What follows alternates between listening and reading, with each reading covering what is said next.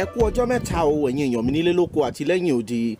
Orúkọ mi ni Idris Busari, olùdarí Rescue Records àti Picture Time Films tó fìdí sọlẹ̀ sí ìlú Indiana ní orílẹ̀-èdè Amẹ́ríkà.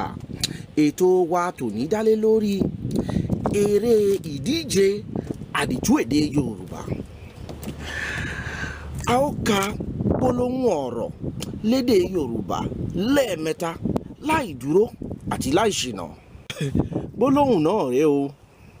Ọ̀pọ̀lọpọ̀ ènìyàn ni ò mọ̀ wípé ọ̀pọ̀lọ́ lọ́pọlọ lọ́pọ̀lọpọ̀. Ó yá ẹ jẹ́ á ka gbólóhùn yìí pẹ̀lú ìyára lẹ́ẹ̀mẹ́ta. Ọ̀pọ̀lọpọ̀ ènìyàn ni ò mọ̀ pé ọ̀pọ̀lọ́ lọ́pọlọ lọ́pọ̀lọpọ̀. Ọ̀pọ̀lọpọ̀